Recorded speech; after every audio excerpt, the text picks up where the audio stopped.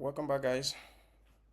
So in the last video we started talking about DOM, a very interesting concept. Basically we saw what DOM is and we saw how to query the DOM using query selector and document.getElement. Okay, so just to recap, DOM is basically an interface that allows our JavaScript to access elements from our HTML file, interact with the HTML file basically, um, access elements there, modify it, create a new element, basically have full control of our HTML document. And in this model, JavaScript considers the HTML document that is linked to it or that it is linked to. It considers it an object. And just like every other object in JavaScript, it has properties and methods. So it is these properties and methods that JavaScript uses to basically control the behavior of the web page, which basically is what an HTML document is. So we saw what query selectors are. We saw how to query HTML document for specific element or group of elements, and then we saw how to actually modify these elements. So what we are going to do next is still on modifying the elements. You can see part of manipulating elements, we can access the content. We saw how to do that with the inner content. I'm going to show you how we can do that using innerHTML, but we'll do that shortly. What I want us to do is managing classes. So you can basically just use JavaScript to dynamically inject classes to an element. So let's take, for instance, you have this guy here, this h1 with this div. So you have this h1 with an ID of first, so we can dynamically use JavaScript to style this h1, right? So to do that, the first thing would be to select the element you want to style, and this is it. Now the second thing is to actually apply the class to it. So but just to recap what we did earlier, we can change the text to say DOM is awesome. So we can say h1 h1 dot text content. Just want to change the text dynamically, so we can say DOM is awesome, and then we save.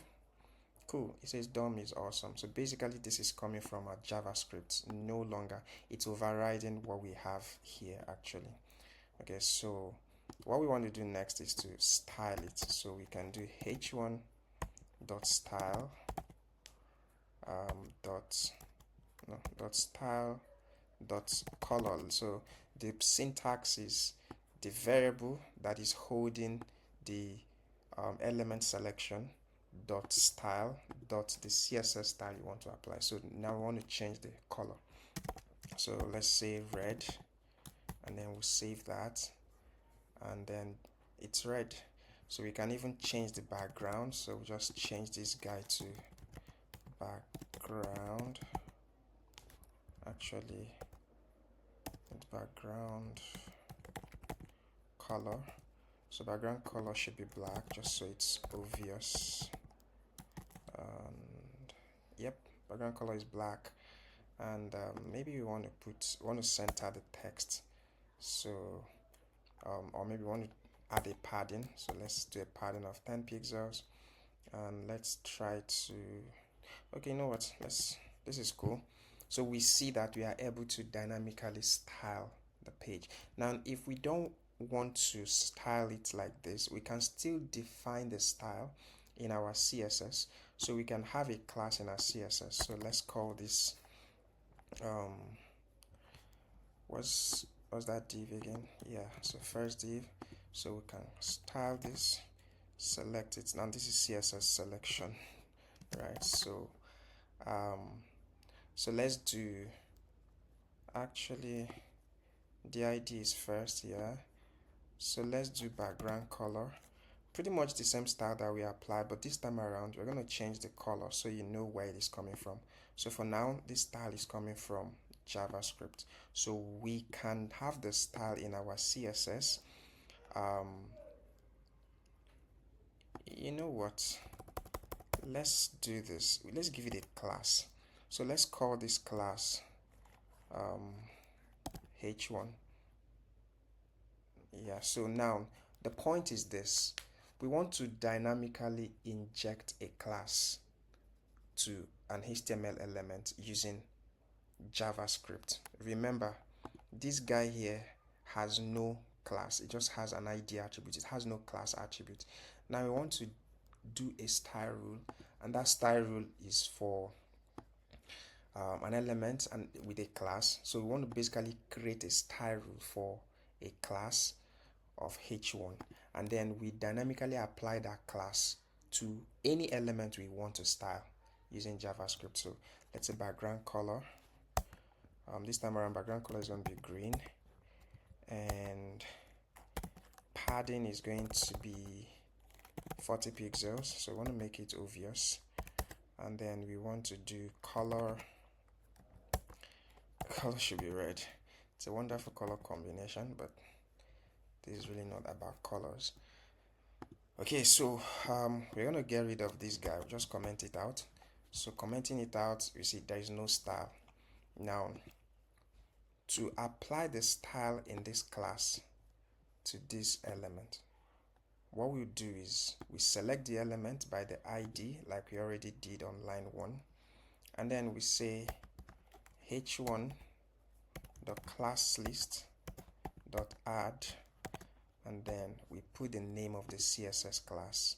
So the CSS class is h1, and then we save, and then we check it out. Cool. So we are getting the style from this class. Remember, this is a class selector. This is a class CSS selector, and we didn't explicitly add that class to this element. We are adding the class dynamically from our JavaScript code, and we are doing that with class list dot add. That is the method we are using. And if we change this, we can actually make this white, and cool. It says DOM is awesome. So basically what we are doing here is we are dynamically injecting a class, and once we do that, any style that applies to that class, or any style rule that applies to that class, will get applied to the elements that we are adding the class to. I hope that makes sense. Okay, so something else we can do is to create entirely new elements. We can create entirely new. So there are still things like class list dot remove dot. I'm probably going to add a very comprehensive cheat sheet in the description of this video so that you can play around with some of these. We obviously are not going to be able to go through all of them, but I have a cheat sheet that will allow you to play around with all of these DOM attributes, DOM methods and properties. So let's see how we can create an element. So now if you look in our HTML, you will see that. Let's preview. So in the element, you basically see all the things we have. So we have h1, we have paragraph, and we have this, we have this.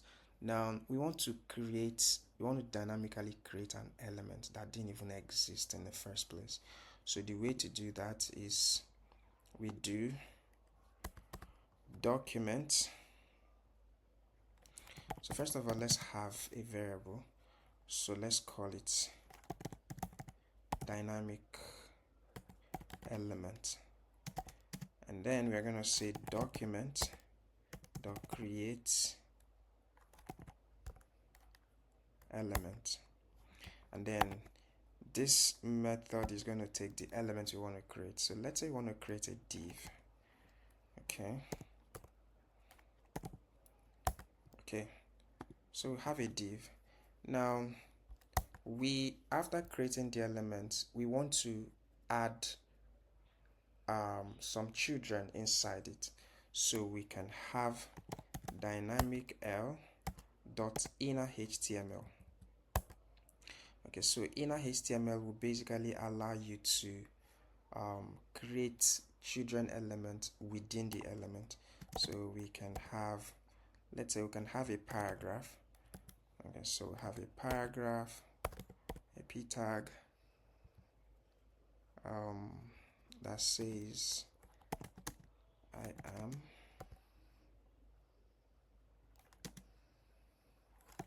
dynamic.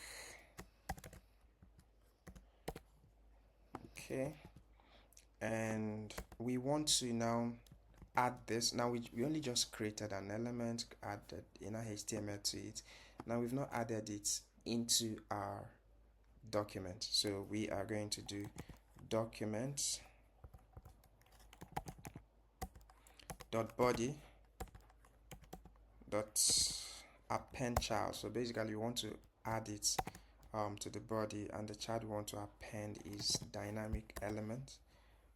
Okay, and so when we look here, we see a paragraph that says I am dynamic. So basically what is happening here is, if you check in our element, you see we have a div, and that div has a paragraph that says I am dynamic. How cool is that?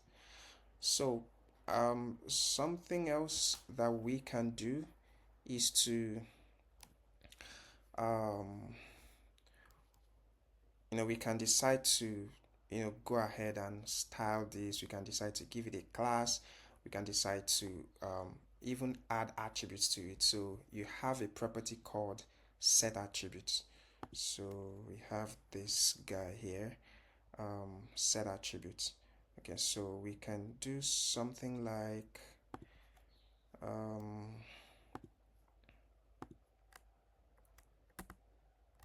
so we can do dynamic l dot set attributes, and then put the attributes that we want to set. So let's say we want to set a class attribute. All right, and then I think the next is the value of that attribute, so we'll call it dino, and let's just save it, and let's take a look. Inside the body we have a div. Cool. So we have a div with a class of dino, and that is the div with a paragraph that says I am dynamic. So you see, you can actually set an attribute, right? So assuming this is an h1, for instance, you can set a href attribute and then pass the source. Yeah, you can pass the source of the source you want to go when users click the link. So you see how powerful this really makes. It makes it that with JavaScript we have full control of our HTML, and that is how you are able to create really dynamic web pages. Okay, so yeah, so in the next video I want us to talk about something else that is very important in DOM, and that is events and event handling. So that is the interactive part. That's the fun part really. So we use events we have event listeners that listen for specific user actions on our web page, and then based on those actions we are able to fire off certain functions, and that is how we create dynamic web pages. So I'll see you guys in the next video.